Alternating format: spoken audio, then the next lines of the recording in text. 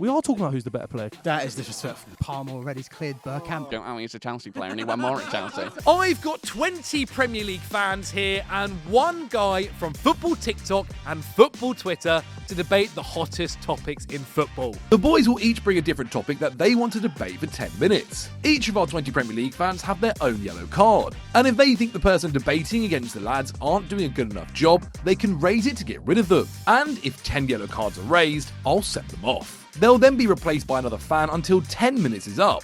And once we're done, we're done. And just before we get into the debate, if you guys at home think you're better than these guys here, then you can prove that by downloading the game Club. The link's in the bio and it's basically pack openings mixed with football management and you can really test your skills. But onto them later. Mikel Arteta will be the most successful Premier League manager in the next decade. Okay, well, there we have it. Already yellow card. You can't yellow Rory. You can't yellow Rory. The Arsenal fans will be interested to see if they step up. Without further ado, 3, 2, 1. Please, here it comes. Carell, welcome to the debate. Welcome. Bring it on. You did change it, by the way. Slightly. Yeah. Slight adjustment. He originally said that they'll be the most dominant team for the next 10 years, by the way. He said successful today. He said successful I today. know. He said successful. Without further ado, mate, please state your argument. Based on what? Based on Mikel Arteta over the last 3.5 years, since the start of 2020 to 2023, I would say, let's kick things off. I would say most people here think Pep Guardiola right now, best manager in the world, best manager in the league.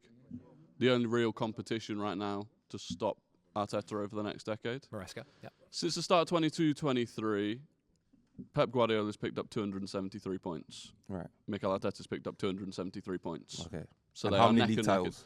No, we'll get on to that. We'll get on to that. I'm saying the next decade, not the last decade. Head-to-head record, the last 6 times they've played against each other, Mikel Arteta 3 wins, 3 draws, Guardiola no wins. He's got his number. That's 2 fixtures out of 38. I would also argue that over that 3.5 years, Man City have had a better squad. Higher wage bill, better players, and yet Arteta has still, with those tools, performed to the same level in the Premier League as Guardiola. Now, I know you'll say, not won as many trophies. I'll preempt it before anyone comes up and says, oh, well, he's not won the trophies yet. The argument that he has not won, therefore he will not win, doesn't make sense to me. But you've just done that same argument by talking about the amount of points he's won so far and then using that to base it on the future. So you're doing what has happened in the past is a sign of what's going to happen in future. Because I believe it is.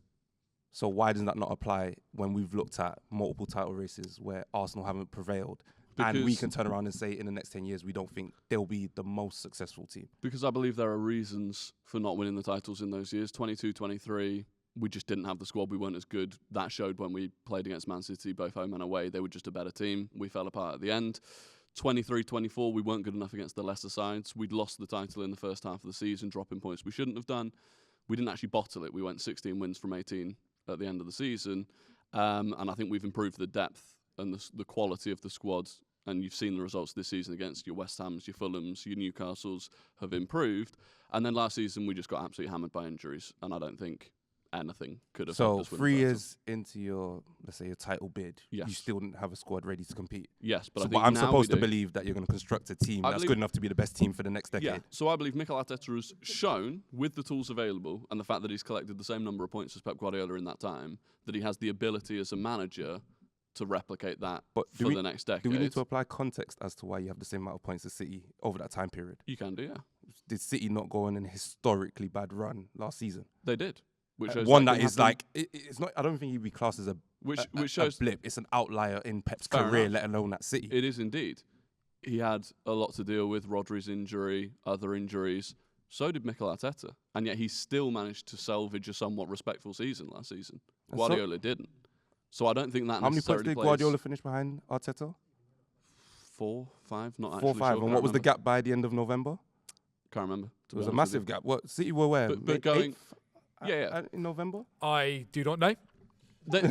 You've got. I can check, but keep going. We lost Saka in December. We lost Havertz in January. We lost Gabriel in February. That was when we got hammered. So I think Arteta has shown that he does have the ability as a manager. And now I look at the squad that we've got, and I genuinely believe the squad But his injuries is ready over the next decade. But with the team that you've got, and let's say some of your key players, is injuries not a prevailing factor with them? Like year in, year out, you're going to lose them for periods of time.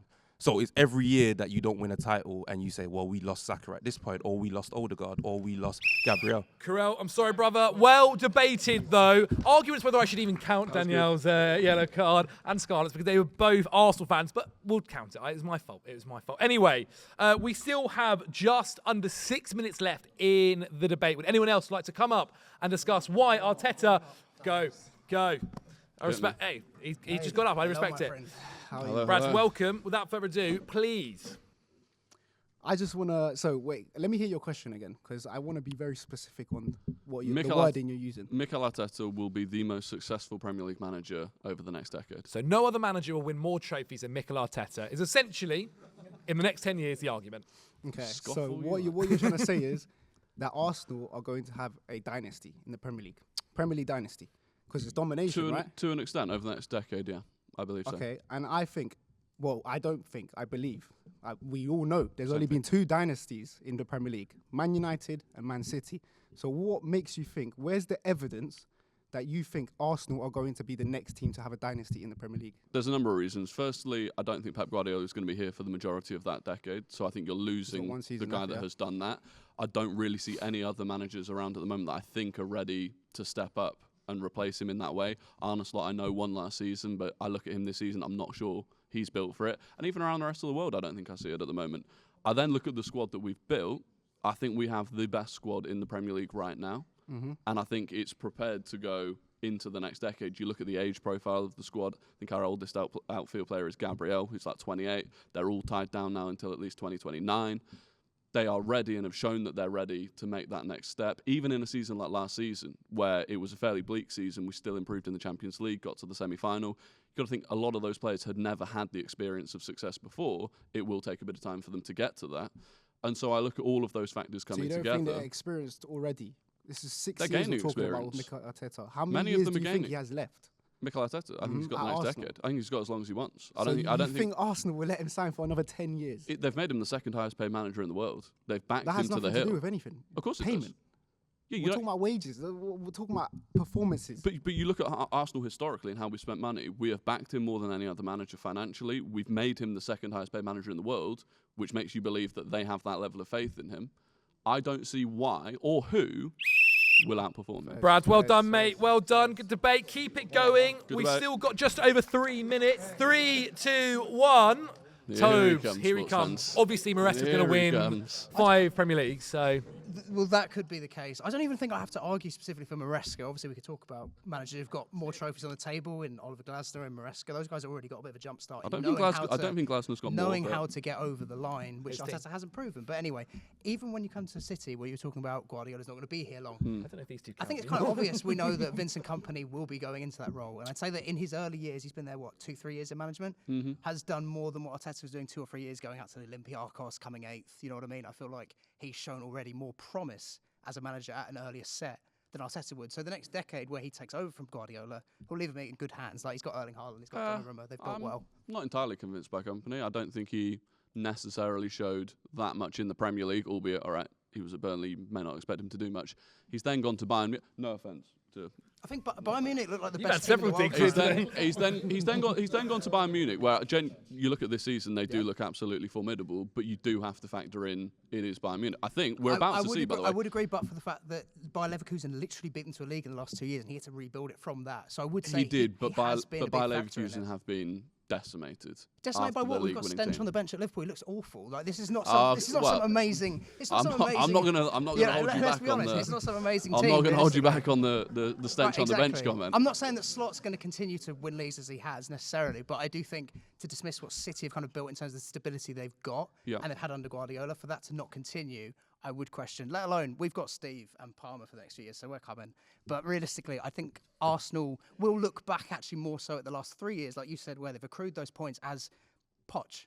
Poch got a lot of points, but Poch didn't win anything. And in theory, 10 years ago, you can make this argument about Poch now. You go, look, he's had loads of points the last few years. It's going to come. You could. But the big difference for me between Poch and Arteta was the backing. Poch was never backed. He was never given the squad depth that he needed to kick on and compete. He had more potential then than Arteta did.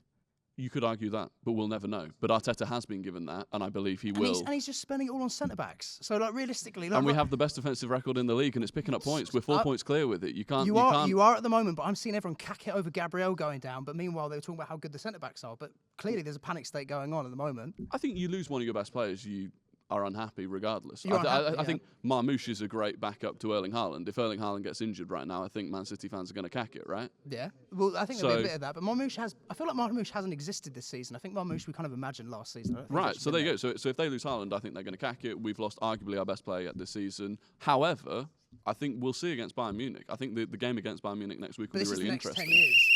Tobes, well done, mate. You're off. We've got 30 seconds. Anybody want to jump up in 30 seconds? 3, 2, 1. Danielle Mons, who's making it? Mons, you had that, bro. You had that. You're going to say the next 20 years. You're not going to waste time. I'm going to send you off. 3. I disagree with your statement because I feel like... Danielle, you're off. You're off. You're off. 10 seconds, Mons. Pleasure. Sprint. 10 seconds. Go. Wait, so decade, domination. 10 years. While winning nothing. No, the next 10 years. The next 10 years. Why do you keep waiting and waiting? How long do you even have to wait? No longer. Full time. That's not No your longer. fault. That's the timer. I'm sorry. I'm a man controlled by time. That is 10 minutes there. Rory, well done. Well debated, everybody. Very good fun. Just to give the guys a quick break, I want to mention something that I spoke to you about earlier. Club. The Football Manager game, where you guys don't just manage your own club, you build your dream team. Here's how it works. You start from scratch with a squad of average players, and the aim is to build your dream football club. You upgrade your stadium and staff to sign better players. You pack real Premier League players from an agent every couple of hours, who happens to be Manny, and then you go head-to-head with other fans and your mates every week to win promotion up the divisions. So you guys at home can join anytime as you're match made with opponents from around the world, which means there's no giving up like I do every single time after just 3 weeks of the season. You can join whenever. It's fun, casual, and the perfect companion app for football fans. Club's unique scoring means every player that has success in real life will mirror what we see in the game. Win games, earn coins, upgrade your stadium, and climb the divisions. You can join my league with the link and league code in the description to see if you can beat me. So whilst these fans are arguing about who's bottling it and trying to prove who is the better manager, you guys can literally do that at home. You can prove your football knowledge by running a club better than them or I ever could by downloading Club. Cristian Romero is the most disrespected defender on the planet and starts for every team in Europe. Okay, guys, we've heard it there. Cristian Romero starts for every team in Europe. 3, 2, 1. Make your way. I knew I'd have a bit of trouble with this one. Okay, give me 2 seconds, guys. It's happened again. It's happened again. Is it starting? Yeah. Go. He doesn't start for Arsenal. I think that there's more of a discussion with William Saliba than you'll give it credit for. I think There's not. Arsenal was the one that I was always going to struggle with, but I mean, you can talk about him as a player. I think on the ball he's better than William Saliba. William Saliba's a better ball carrier. He's a better line-breaking passer. Better defender. I think they're different Less types of rash, defender. Less likely to give away I mean, the penalty, rash thing less is the likely to get narrative sent off. around that I wanted to talk about because that's been the narrative for a long time with him. Saliba's been sent off more recently than Cristian Romero has. More recently, but not as many times. Well, he hasn't been sent off since 2023. But he's not been sent off as many times. And also that red card was dubious at best. Of course it was. All your red cards are dubious. But the thing is with him is that if you want to talk about doing it in big games, on big stages, last season, man of the match in the Europa League quarter-final, semi-final and final, won us the Europa League, World Cup final performances, semi-final performances, quarter-final performances. William Saliba just doesn't really have that. Otamendi won the World Cup. He doesn't get into every team in the world. Yeah, but he wasn't That's the A. not how it He wasn't works. the A side. You've got to look as well at the week in, week out. Yeah. It may be that he performs well in big games. He performs well week in, week out. You're saying he doesn't? You conceded 65 goals last season. Yeah, Only but Cristian Wolves and the Romero only played relegated 20 teams games conceded more. in the Premier League. We So had he's also Archie not- Gray and Bradley So Dragusin he's also as our not very. centre-back So he's partnership. also not very reliable. Another flaw to The his injuries game. are a flaw. I'll They are admit a that. flaw to I'll his admit that. But William Saliba also picks up injuries. Even this season, you've already conceded 10 goals. That's the same amount as Sunderland. Is the Sunderland fan going to walk up and say Dan Ballard gets into every team in the world? do. He's got more of a chance than Romero, possibly. Ultimately, the claim falls on William Saliba, and I don't know if there's a single person in here that would say Romero over Saliba. Ben, back me up here. No. Other than Ben But Bowman. my whole point is the discussion is a lot closer than you would give it credit for. And I think if you walk through the door at Arsenal, there would definitely be a conversation there. Also, Tottenham captain, a leader now, more of a leader than William Saliba potentially. If he arrived at Arsenal, there would be a conversation as to, on the bench, do you have Mosquera, Hincapié, Calafiori, Jurriën Timber, Ben White, or Romero? And he maybe gets onto the bench if three of them are injured. But no, I mean, I think William Saliba is a fantastic defender. But I do think that if you look at their careers comparatively, look at their different attributes, I think there is a lot closer between Romero and Saliba than you would give it credit for. It may be closer than I give it credit for. Yeah. But he still doesn't get into the Arsenal team, which was your point. I think it's a debate. I genuinely think it's a debate. I think there's attributes that Romero has, like his line-breaking passing ability, that Gabriel doesn't necessarily have. And I think that could see him start in that Arsenal team and even make you better, potentially. I do think Saliba's got a big mistake in him as well, like last season, Carabao Cup. So does Romero. You go 1-0 down and Romero is flying through someone within the next 10 minutes. Hasn't been sent off since November 2023. Fortunately for him. Nearly 3 years. I mean, gets us back on the front foot, loves to step up, wins the ball back higher up the pitch, aggressive. And now that he uses his aggression to his advantage, it's such a strength in his game. William Saliba doesn't have that. I just think majority rules and no one else here would put him in the Arsenal lineup, so that's it. You feel like your debate's done? I feel like I'm done. Okay, yeah, Rory, no yellow walk cards away. We've Well got done, a couple Rory. here. Well done, Ben well Bowman, done. Spurs fan, of course. Well done. Okay, guys, we've still got around just, I think, 6 and a bit minutes. Anybody else want to chat? I mean, Liverpool could be an interesting one. There's a few different topics about Romero getting into every team. 3, 2, 1. Take the seat, whoever would like to.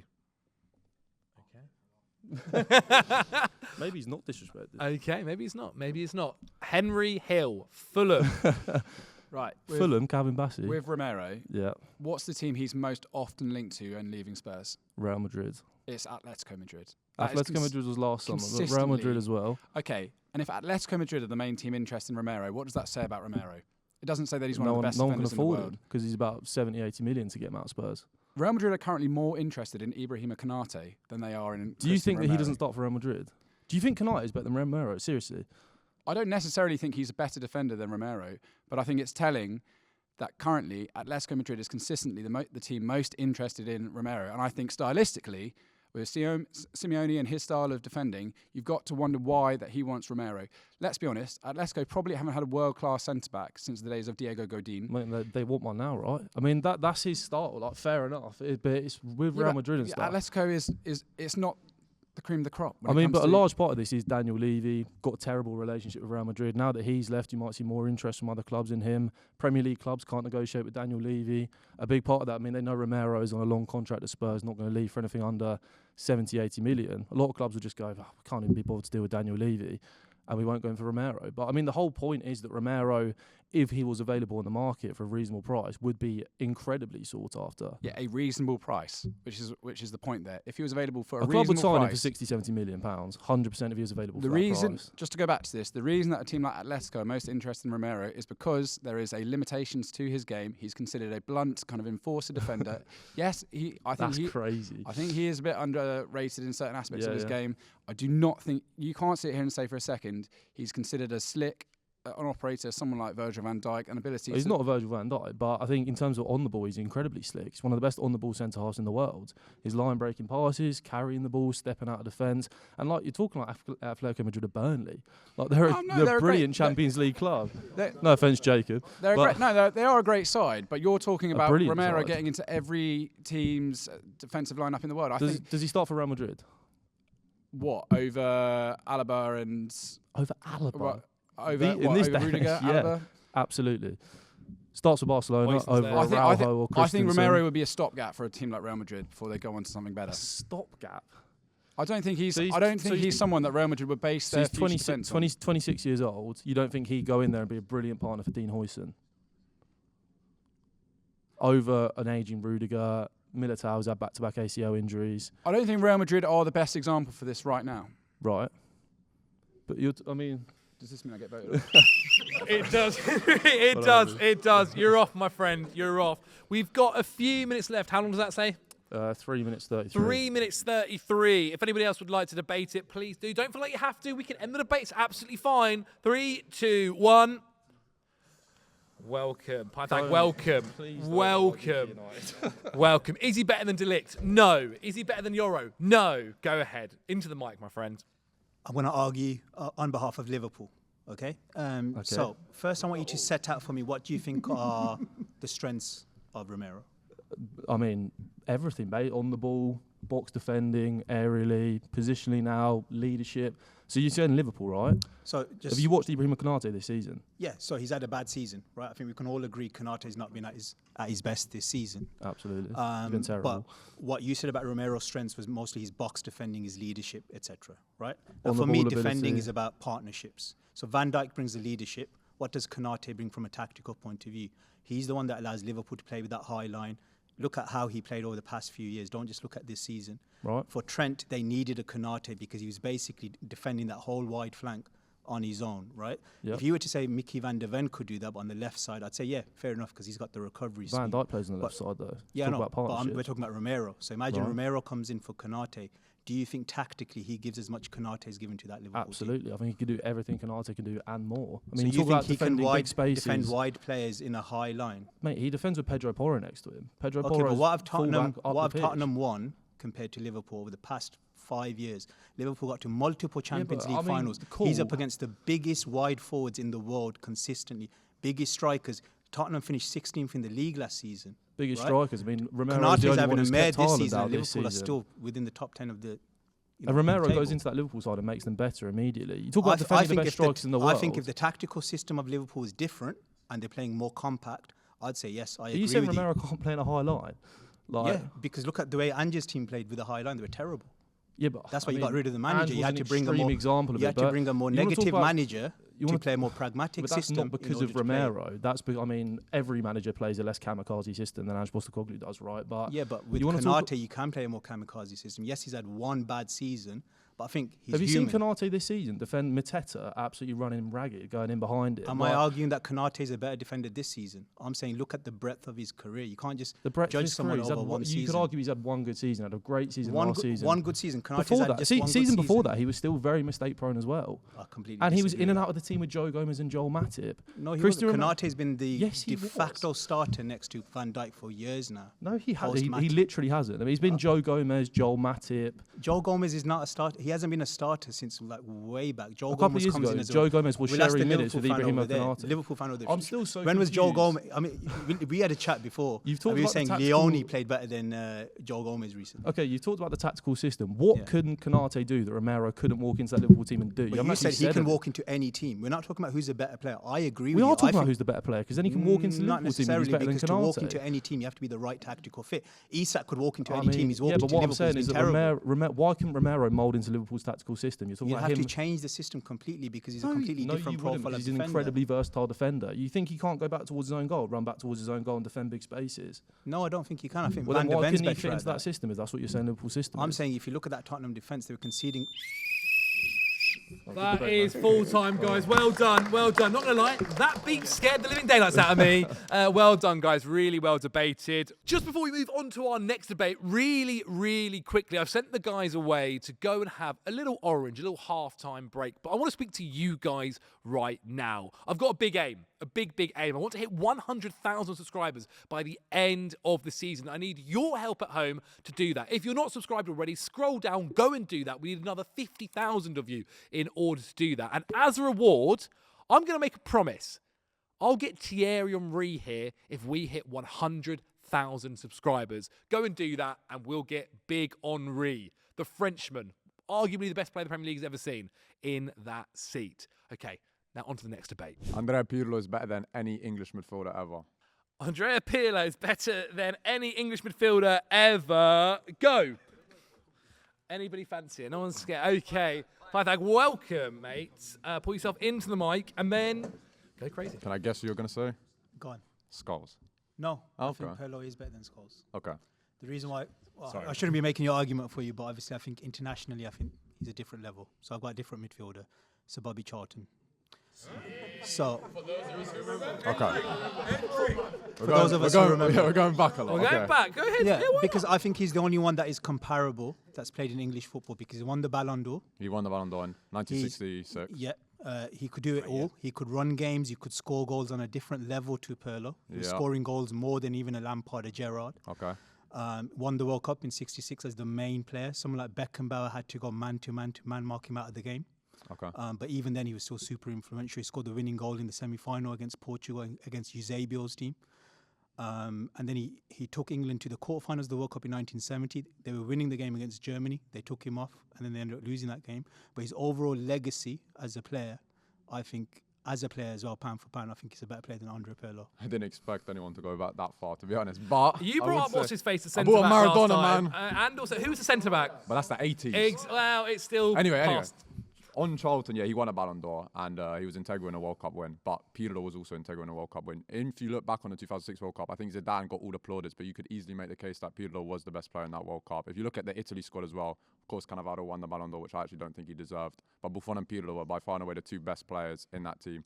Pirlo scored the winning goal against Ghana, which put us first in that group because we were very close. We won by 1 point over Ghana. Pirlo got the assist to Grosso's goal in the semi-finals against Germany, the host nation. And overall, he had an incredible performance throughout that whole World Cup campaign. So you could easily make the case that he deserved the Ballon d'Or in 2006. If you talk about international stage as well, Pirlo has the Euros 2012, where he was one of the best players in that. Of course, we did get battered in the final by Spain, but that is arguably the greatest national team we've ever seen. So there's no shame in that. And that Spanish team had Xavi Alonso, Xavi, Iniesta, Fabregas. And Pirlo was almost going toe-to-toe with a lot of those guys by himself in that midfield. He had a young Marquisio next to him, but it was mostly Pirlo.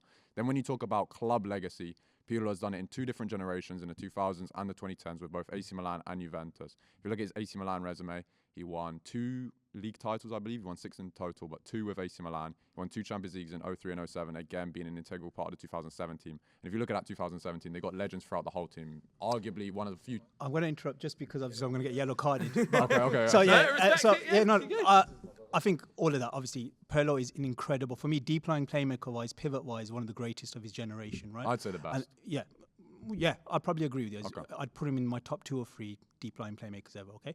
But you said the best midfielder. Yeah. I think midfielder involves different facets to play. Picking up the ball from deep, it involves box-to-box running, it involves scoring goals as well. There's different facets to midfield play. Pirlo can also score from long range, but Bobby Charlton could play almost as a number 10. He could play as a box-to-box midfielder, and he helped Nobby Stiles in terms of the build-up play for both United and for England. Different era of football, though. Different era of football, but midfielders back then, even Platini, for example. Actually, in I the slightly 80s. disagree with you because in terms of era of football, 1960s had the likes of Didi. You had like Beckenbauer playing midfield, which was arguably that he was one of the best midfielders of all time playing in that position. Well, he was a libero. He would play centre half as well. No, he played in libero after 1970. I'm really sorry because I was really enjoying that, but everybody else has voted. You're off by a thank, mate. Well done. Very interesting shout as well. Daniel, if you're ready, mate, go crazy. That one threw me off. Who are you going to say, Declan Rice? No, I'm joking. Has there ever been a meme where they speak to legendary footballers and say who's the greatest player, and then they say it's Andrea Pirlo or the greatest midfielder? There's like bare man that have said Paul Scholes. So off clout alone, that should be the presence where Scholes is superior to Pirlo. I'm waiting for the yellows because clout isn't a... That can't be a serious argument, bro. There's 10. I'm sorry, Daniel. I'm sorry, mate. Well done. Okay. Just over 5 minutes. For anybody that wants to step up, go. Welcome. Okay, Lola, whenever you're ready, mate. So this is all said with the greatest love and respect to Pirlo, who as a player I loved, but I'm going to have to back my boy, Stevie. And I was talking with my fellow Red over here. It was 1-1 in Champions League finals when they played each other. But the thing is about Stevie is, it's not about the trophies. I think we have to take the trophies out of it with him because Pirlo obviously won a lot more. But it's about the roundedness of the player. Like there is nothing he couldn't do. Gerrard, you could drop him anywhere on the pitch. So I don't really see how you can say that Gerrard isn't better than him. I see what you mean with the whole well-roundedness of Gerrard, but I think Pirlo, you're sort of undervaluing how well-rounded he was. In his early days, he was an advanced midfielder. He shifted to a regista, and the reason why he stayed in the number 6 role, rather than he could easily have played in that 8 over a Gattuso in that position or further forward. Could he play right back? Could he play right back? That's pointless. We're just talking about midfielders here. We're talking about being able to do everything. So is Valverde better than Pirlo? No, but he could play right back. Gerrard and Pirlo, they're in the same elite class. I'm not disputing that, but I think Pirlo is table 1. I think Gerrard is a table below. For example, like my table one is Zidane, Xavi, Iniesta, Modric, and Pirlo. I think you have and a then type. I think like I got Cruz. I think you have a type. You like a certain type of player. Like those guys, for me, those guys pass the eye test if you're going off like if that's my aesthetic, right? And then they also have the trophies to back it up. But I'm not going to say club accolades is a important thing in ranking players because it's a club achievement. But how important the players were in the club's success is super relevant. Okay, so something else. His team, the teams he played in, the team that he played in for AC Milan when they beat Liverpool in the final in 2007, there was literally all-timers all over the pitch. But that AC Milan team is so overrated. I'll tell you why. Because in that period, they only won 1 league title. They weren't even best team in Italy. Fair enough. But I think, and they shouldn't have even played in that Champions League final, by the way. Man for man, Pirlo played with unbelievable players. No, it's true. They should have been banned from football because of calciopoly. They shouldn't have played in Europe. So they shouldn't have even been there.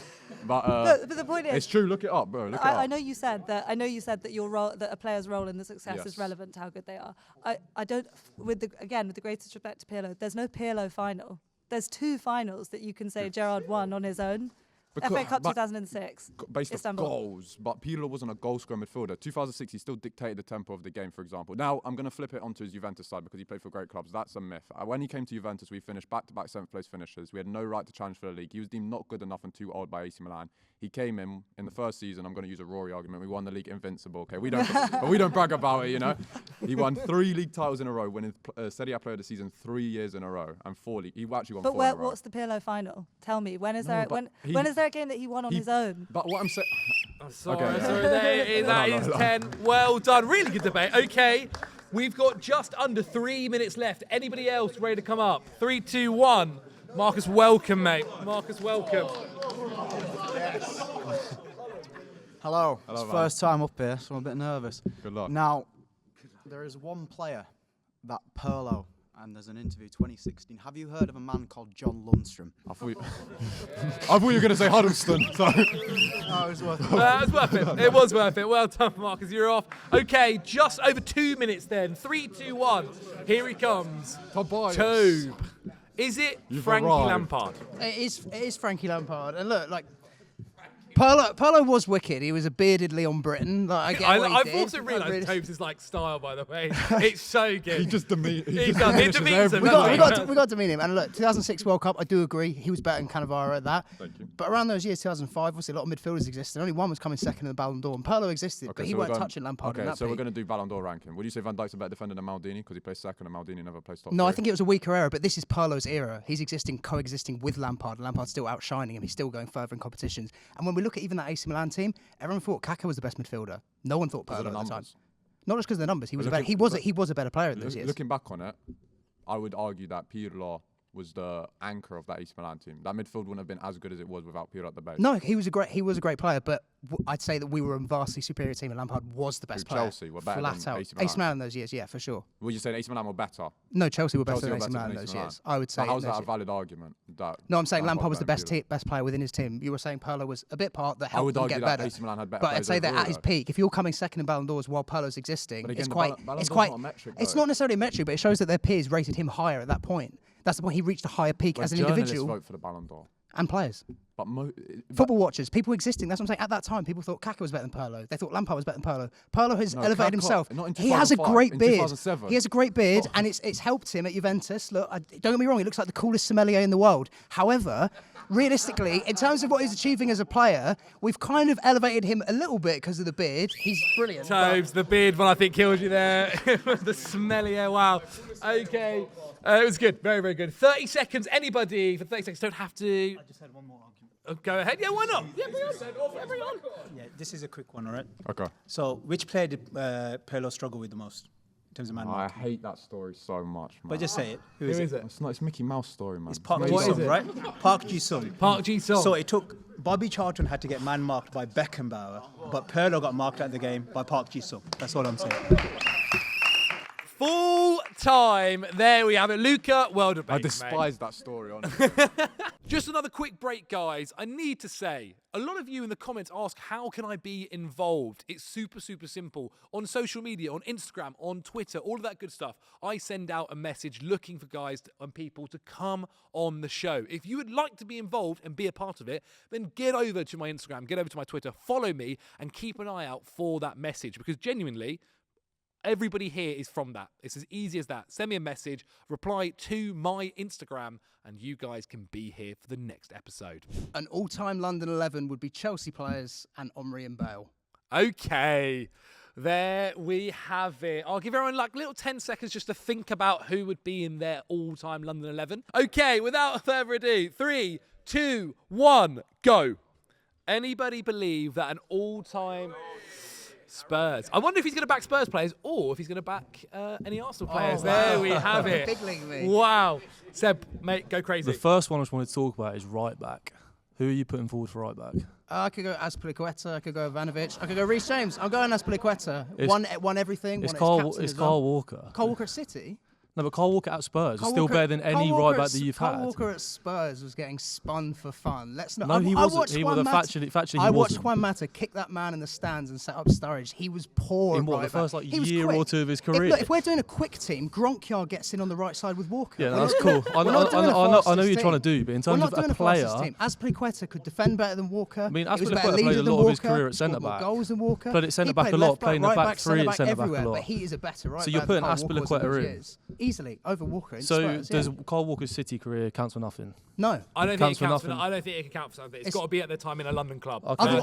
At Spurs, Carl Walker. Ruud Hullit's not in my team. Samuel Eto's not in my team. Carl Walker in his peak at Spurs. Wasn't it 16, 17. Okay, no, he wasn't in his peak at Spurs, but his peak year at Spurs is better than any year that any Chelsea right back had at Chelsea. Well, Azpilicueta was lifting the league that season. No, trophies, fair enough, but that doesn't attest to a player's total quality. I'd say that Kane and stuff like that were delivering for them. If you were just building a team, you wouldn't have Carl Walker, 16, 17, one of the best right backs the league has seen. No. And obviously what he's gone on to. He wouldn't even be ahead of Ivanovic. He wouldn't even be ahead of Ivanovic. I rate Azpilicueta, underrated defender, very good. Preferred him in a back three on the right centre half. I wouldn't have the best version of him ahead of the best version of Reece James, and he wouldn't even be in the team yet. But you would have Carl Walker ahead of them. Okay, no, what is Azpilicueta better at than Carl Walker? Defending, leading, passing, shooting. Like shooting. He's quicker. Yeah, he is. He would score more goals than Carl Walker would. Carl Walker was quicker than him. I mean, Carl Walker in that season, I mean, on the overlap, defensively, 1v1, one of the best defenders 1v1 that the league has ever seen. Easily. Did Azpilicueta's best football was probably playing the back three on the right side of centre half. He could do everything. He's probably the most versatile defender anyone. But as an out-and-out right back in a flat back four, he doesn't touch what Walker did. But because he literally won more playing in that position than Walker did. You can talk about what he won. No, I'm saying as a player, he excelled in that position. Compared to Walker at Spurs, we're not saying the best years of Walker anyway. He excelled in that position. I mean, Carl Walker for a 3-4 year stretch at Spurs. There's a reason why they broke the transfer record for a right back at that time. Spent £50 million on him. Because they Jesus Navas at right back. They needed a right back. Sure. You're off, Seb. It was interesting. Didn't think it'd be so on it for Azpilicueta. 3, 2, 1. Well, all right, let's remember, let's wait till my countdown, fellas. Let's start my countdown, but okay. Our Arsenal are coming up. Rory, go ahead. We've got two from Arsenal. Now, I don't know what formation you're playing in this combined 11. If you want a 10, Dennis Bergkamp has to be in there for me. No, I'm not playing a 10, to be fair. Okay, so fine. my team would be Cech or Courtois. Okay, let's name it. Terry, Carvalho, not Ivanovic, Azpilicueta, Ashley Cole. It's fine. Ashley Cole, Makelele, Lampard, Kante, Hazard, Omri, Bale. Okay, fair enough. So you want a 3-man midfield. Yep. Patrick Vieira's got to be in there ahead of Makelele. But you're going box to box ahead of. No, it wouldn't be ahead of Makelele because he didn't play what Makelele did. He'd be ahead of Kante. Or you play Kante as the 6 and Vieira as the 8. Whichever Kante way you didn't want play there either, though. They're not 6s. Okay, so you're specifically naming Makelele as a 6, but you'd have to have Vieira in that midfield. You'd figure out a way. If you had all of these players, no, he wouldn't. He would, because Kante. No, he wouldn't. What Kante achieved, he could not achieve what Kante did. He couldn't. What did Kante achieve that Patrick Vieira didn't? Win the league with Leicester. Go on to win the league with us back-to-back with 2 clubs. Well, Vieira never did that. Vieira never played at Leicester. That's not really Vieira didn't win the Champions League. Kante got back-to-back man of the matches in the semi-final, then man of the match in the final. We dominated that. It's one of the all-time individual Champions League campaigns. Vieira never had that. Patrick Vieira captained Arsenal as an invincible. However you want to rank that team, and that's what I'm saying. That was an achievement. Kante won back-to-back Premier Leagues at different clubs, including the biggest fairy tale in Premier League Euros. history. As an all-round player, had more to his game. World Cup, you could absolutely play him as a 6 if you needed to. He's also an 8, getting forward. Like he wasn't a 6. He played in a double. If you are arguing Petit over Makelele, you can go for that. That's fine. No, I'm arguing Vieira wouldn't go against it. I'm arguing Vieira. You've tried to set it up in a way where you say, well, Makelele has to be the 6. No, I said Petit could compete with him there, or Gilberto Silva. You can go with either of those. But Vieira's competing with Kante. But Vieira is a better player than both of them, and if you had him at your disposal... Vieira is not a better player than Kante. Kante is one of arguably the most unique profiles there's been in the game. But I don't think you can compare him with anyone. Vieira, you've had players who are box-to-box and physical. It's not... Okay, but I would move Makelele out, because I think you would agree Vieira is a better player than Patrick Vieira. Vieira is a better player than Makelele. We're playing with a 6. We've got 2 8s, so... Okay, well, I would argue that a better team would be to play Kante, Vieira. Look, I'd say Thiago Silva's a better player than Azpilicueta, but I'm not just going to shove 3 centre-backs in. That's just not playing a 5 at the back. Yeah, but I could. But you've built a very specific argument where formation here. because you've set a formation and locked it in. What is the most template team? We're not playing FIFA. I know the most template team. You're not tied to a. Most teams have a defensive midfielder, so why would we not be debating whether one's in there? For example, right now Arsenal play with kind of a 6/8. No, Zubimendi sits. But that would be better with a Declan Rice, which is very similar to a Patrick Vieira. So you could use both of them, Kante, Vieira, and a 10. That would be a better... I would argue, in fact, a better midfield would be Kante, Vieira, and then Dennis Bergkamp. Without Lampard? Yes, without Lampard. So that would be a better all-round team, because you're trying you built it trying to cram in Chelsea Vieira's players. A brilliant player, but you'd be better off arguing Fabregas than Vieira. I don't need to. I'm arguing Patrick Vieira. A top player, and also Fabregas was a Chelsea player, so you'd go, he's a Chelsea player, and he won more I'd say Fabregas was better at Arsenal than he was at Chelsea. Ahead. No, I would say that Fabregas was better at Arsenal than he was at Chelsea. I think there'd be more valid arguments in that, but Vieira was not anywhere near as top a player. Vieira was an incredible player. He was brilliant. I'm not saying he wasn't. So sack Makelele. Stop talking about Kante. Sack Makelele off. Find a way because you're asking me. Kante and Vieira and a 10, Dennis Bergkamp, the best 10 arguably in Premier League history. I'd argue Palmer already's cleared Bergkamp. But look, the day that I can't send him off. I can't send him off. That's not good. He's lost his own debate. That's not Palmer. We'll swap seats. I'll stay can't here. even step on a plane. How is he going to get in this team and play abroad and play in the Champions League finals that these players would? He wouldn't even be able to do that. The Eurostar. You've got to think about these things. Who was your left winger? Hazard. Hazard. Is there any debate for you on the left at all? I mean, Alexis Sanchez. That's the Sanchez-Hazard debate. I wouldn't fight for it in the way that I would fight for Vieira. Okay. But, I mean, I'm Vieira's. happy to, you're happy to walk. That's fair enough. That's fair enough. Rory, well done. Another one where he's walked. There's your yellow card as well. We've still got 3 minutes left in the debate. If anybody else, go on, my friend. Welcome to the debate. Another Arsenal fan, of course. Mids, go crazy. So, just remind me again, who's in your back line for this all-time London 11? Czech, Ashley Cole, Terry, Carvalho, and Azpilicueta. Whole Chelsea back line. I don't see how Carvalho gets in there above Sol Campbell. Personally, Sol Campbell is one of the most, I think, underrated legendary centre-backs. Sol Campbell, he had that great slide tackle where he went 50 yards. But let's be real for a sec. Carvalho is a guy that could win Champions League with Porto, come to England, win back-to-back, set the defensive record. And even in 2010, he was still winning titles and going on to Real Madrid. Like, Sol Campbell, great FA Cup win at Portsmouth. Well done. But he's not on the level of Carvalho. We're not going to skip over the fact that he is in the defensive partnership for the Invincibles, right? We're not going to do that. Like, he didn't win a Premier League we didn't title. knock them out of Champions League and then go acquire Carvalho and go back-to-back and set a defensive record with more points. We're talking about in the Premier League. We don't care about Champions League. We're talking about Premier League. Yeah, right? that's so classic. Not to care about Champions League. You said Premier League. Wait, did you not say Premier League? Yeah, but it's an all-encompassing thing. You said Premier League, so why are we talking about extracurricular? Because it's an all-encompassing thing. I said an all-time London 11. That also requires what they did in all other competitions. Gareth Bale, for example, we're talking about him in terms of the player he was. Like, you've got to factor that in. I just think there has to be a way that either, if it's not Sol Campbell, then I'm going for Sol Tony Campbell Adams. doesn't even get ahead of Thiago Silva. Like, let's actually call it a spade. He was a much better player than Sol Campbell. No, I think... No, he was. He was. If I know he left Tottenham. I know he left Tottenham, so you guys like him, but he wasn't a better player than Thiago Silva. It's not about that. If we're talking about Thiago Silva at Chelsea compared to Sol Campbell or even Tony Adams at Arsenal, that's two completely different players. No, it's not. You're not factoring Thiago Silva at AC Milan or Thiago Silva at PSG. Champions League winning Thiago Silva. And part of setting the record in the Champions League, 4 goals conceded the entire year, Thiago Silva. That's who I'm talking about. And I'm talking about Sol Campbell, who didn't even lose a single game in 49 games. That's what I'm talking about. And Carvalho and Terry went, 44, 45? Like, who really... Yeah, but you still lost the game. That's what I'm talking about. We lost the game and we set a better defensive record with more points and won more trophies and went back-to-back. I hear that. Yeah, but exactly. at the end of the day, I feel like Sol Campbell or Tony Adams has to be in that back line. 100%. Mate, they would be competing with Robert Hoof as to who can come on first. That is disrespectful. Robert Hoof won the league at Leicester as well. He's a good player. I'm not knocking it. It's the dream team, yeah. Well done. We've still got 50 seconds left, I think. Yeah, just 45 seconds. Well, if you want to make a sprint across the midfield, welcome. 40 seconds, mate. Go crazy. All right, cool. I'm going to go cliche. We're not going to talk about all the main ones. Yeah, cliche. Hear me out with this one, yeah? Bukayo Saka on the right wing, just because he wasn't there that long. Bell on I'm the right so way. sorry, mate. I was up a try. It was good effort. Red card. It's We've like got the 20 overlap. seconds left, Kirill. 20 seconds left, mate. Chelsea v Chelsea. Oh, who are you arguing? Just to follow on what he was saying, can I interest you in a Michael Elise? What, over Bale? Over Bale? No? I tried, man. Okay, it's good effort. Okay, there we have it. Kirill, you're off. Tobes, well done. Smashed it, mate. Nice. Tottenham will challenge for the title in the next 5 to 10 years. I do. That's why I'm up here. 2, 1, go. Anybody ready to debate him?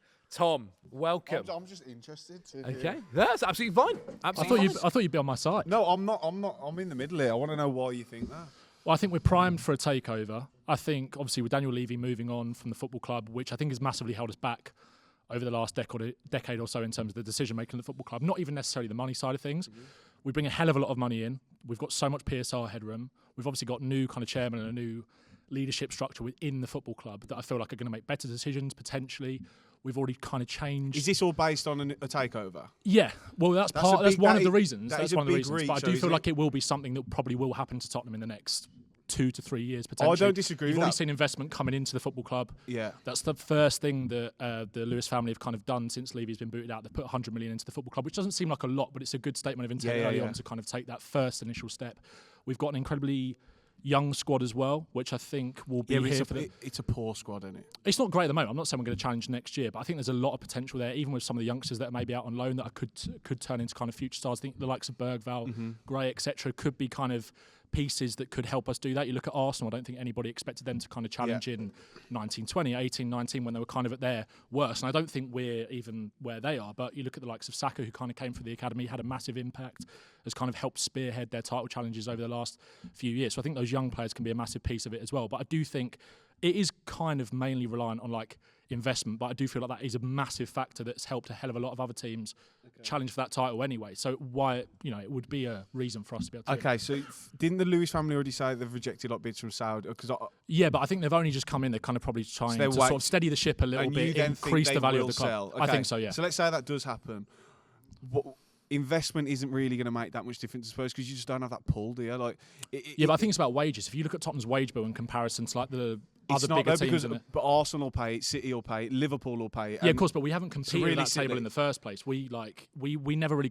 If you look at I think it was from last season, our revenue to wage ratio was we were 16th in the league, which is just embarrassing compared to a lot of the other top clubs.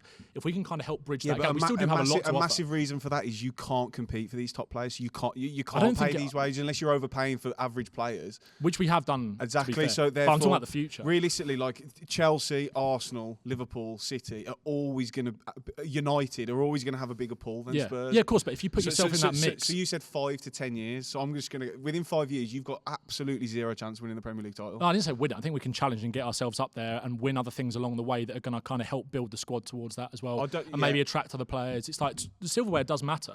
Like we got Romero to sign a new contract off the back of winning that Europa League, and obviously changes behind the football club, money potentially coming in. We don't really know the promises that were made to him behind the scenes. It looks certain that he was going to go. Like we had a debate around him earlier, going to Atletico Madrid, Real Madrid. That's a very good indicator for us to be positive about. He's our best player.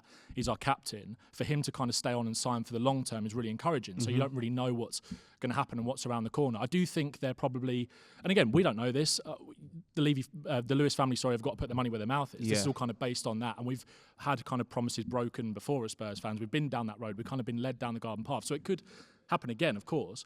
But I do think that I think you're focusing too much on money. But I also think you'll come unstuck with that anyway, because you're never going to look. Newcastle have had the same issues. You're never going to outdo if you look United. At we've always but if you look at Garrett, mate, you're off. Thanks, mate. First time you received a red card in your life? No. Shock horror.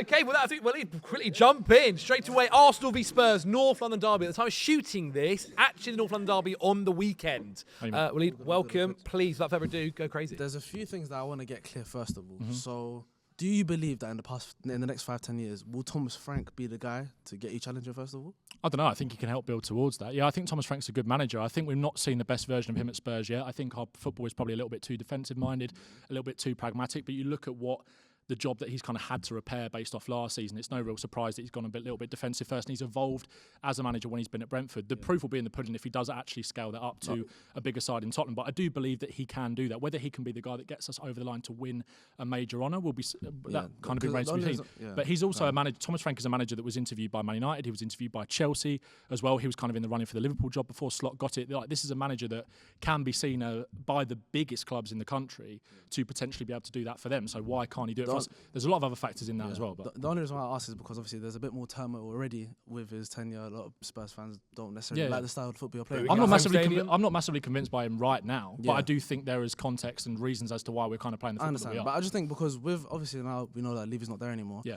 The amount of like the lack of problems, the complete problems that you had at your team whilst he was there, I believe 15 managers, I think, a crazy amount of managers in a very short period of time. In the past, I don't think that will lead you to anywhere, but obviously that's the past. Heading into now, though, if we're looking at, first of all, you were saying earlier in the previous debate that you're banking on a new ownership. We have no idea whether you could get ownership that could take it to administration. We don't know whether they could take it to the championship. Just because people have money nowadays, we've seen that so many times with top clubs, they can take them down as well. Yeah, but so that's not going to happen. Like, if you look at Newcastle, have been taken over. Newcastle aren't going to go into administration. Yeah, no, they won't go into administration. And Tottenham have got a hell of a lot of money anyway. There could be an ownership that could come into a team that doesn't necessarily care about the club. And could be there just from a financial perspective. Yeah, that's very unlikely, though, at a club the size of Tottenham, for someone to come in and take us down, like, and go into administration. That's very unlikely. Yeah, I mean, and also, if you look at the financial situation that Tottenham are already in, this is the reason why it's been so frustrating, is that we actually do have the money. We generate a hell of a lot of revenue at the football club. We're right up there in terms of the top 10 teams of the world. We're one of the richest clubs in world football. We need someone to come in. It doesn't even take that much. We need someone to come in and just take well done, well debated. You're off, my friend. We still got around 4 minutes, just over 4 minutes. Welcome to the debate. Arsenal versus Spurs again. Whenever you're ready. So, can you repeat your statement, please? Tottenham will challenge for the Premier League in the next 5 to 10 years. Okay, so I don't wholly think that that's a crazy thing to say. I think it's possible Tottenham could have a whisper towards a kind of faltering title challenge at some point in the next 5 to 10 years. That's a bit rich, but yeah. But I think coming back to where this conversation was before, and I think the key point is, what is going to transform Tottenham from an outsider to a club who is going to attract the players that are going to make them challenge for the title? Because obviously they're not currently doing that, having won a major trophy. Yeah, I also think but we still did spend quite big in the summer, and I know people are going to laugh at someone like Xavi Simons, but that was quite a bit of a coup for Tottenham when you look at the other clubs that were kind of involved in him. He's our joint highest paid player now as well, earning over 200 grand a week alongside Cristian Romero. So that was seen as a bit of a coup for Spurs. It looked like he was going to Chelsea all summer, and then we kind of came in and snapped him up. That signing kind of does send a message to say that we can attract players of that calibre that, might not be the guy to kind of come and take the Premier League by storm right now, but could have that impact over the course of the next 5 to 10 years. I think Mohamed Kudus is a player that can do that as well, kind of proven at Premier League level, that can be consistent for us for a number of years. You would say that he's maybe on par with, or not on par, but close in terms of quality to some of the attackers that we had when we initially first started building under Pochettino. He turned them into that level of player. I think Thomas Frank is also a manager that does improve players as well. We do need Premier League proven quality to come in. Like I said, obviously the Lewis family have kind of signalled a bit of a statement of intent by saying, okay, we're going to give you £100 million. If we spend that in January, if we were to go and get someone like an Antoine Semenyo, maybe it would trigger his release clause. Of course, there's going to be players. Do you think you're going to beat Liverpool to Semenyo's signing? Probably not. But also that money is there for us to maybe go and get someone else. I also think it's not just about the money. I do think that it's about a kind of change in attitude within the football club as well. I think Daniel Levy held us back in terms of his decision making, delaying on things. We won't really run. Okay, but I think that's the Tottenham gene, unfortunately. Like, yeah, but that's you had something everything. That can't be like. You had a. Also, we went 17 years without winning a trophy. Everyone banters for that. We've now got that off our back. You I had think that's a everything massive where it needed to psychological be. thing sort of moving forward. You were miles ahead of us. You were miles ahead of everyone else, mostly with Okay, Pochettino. let's not talk about bottling because we could flip this conversation around. It's not about bottling. It's about having everything but you just said we were place miles ahead, so you implied that we've bottled. But you did. I'm not saying you bottled it. So miles ahead of what then? I don't think the club backed itself. You didn't invest at the time. Exactly. Or you That's kind of my point. couldn't attract the players you needed to. Yeah. So why do you think that would be different this time? With investment. Like I said, I think it is as simple as... But the investment's been there. You tried to sign Dybala. He didn't want to come. That fell through to image rights. Yeah, that was bad. Well debated. I'll come back to that. You're off. Maybe you will, maybe you won't. We'll see. It was the image rights. Welcome. Minute and a half left, my friend. Without further ado, please go. Listen, so you say on what basis do you think you're gonna challenge? Because again, there's just too many teams ahead of you. As I said, Liverpool, City, Arsenal, Chelsea, who are always going to be spending money. These clubs, factually spend more money than you. Liverpool's kind of net spend thing is we're out playing the catch window up now. for sure. Yeah, we're playing catch up for sure. But like I said, there is a very steady kind of PSR revenue base already there for Spurs to kind of take advantage of if investment does come in. Wages are going to be a big factor in that. We've also got a good squad as well to kind of build on the platform. There's some you have a good areas squad. Yeah. But you also, it's a very competitive. 17th. Yeah, but that was an anomaly. Come on, look at the injuries that we had last season. That's such a lazy argument to say. No. But do you think Spurs are the 17th worst team in the Premier think League? you have a good team, but you said squad. Squad. Yeah, we've improved on that squad from last season. If you had a good squad, you'd have won the cup and at least finished in a respectable place in the Premier League. But Ange completely sat that off because of the injuries that we did have. We were playing Radu Dragusin and Archie Gray at centre-back. We didn't back him enough last summer, obviously, but that's based on a previous kind of way of running the football club. Daniel Levy was still there. I'm talking about the future. We can't really go back and look at the past, right? Cool, go on. So I just think it's there. I think we've got obviously a lot of good youngsters that can turn. Can go on as much as you want, but that's the end of the time. Well done, well done, guys. Really good debates. Fantastic, everybody involved. Ben, smashed it, mate. Thanks very much. Proud of you. Thanks. That's cute. And what? What's brilliant, by the way, no one ever did the shaking of the hands until Clattenburg did it. No one shook hands, and then now everyone sits down and it's like, no, nice to meet you. Let's have a good debate. So there we have it. Football Twitter, football TikTok, you name it. They faced our 20 Premier League fans. What did you guys think? Let me know in the comments below. If you've enjoyed this video, like it. If you want to check out everybody, they'll be in the description down there as well. Subscribe to the channel, and we'll see you very soon.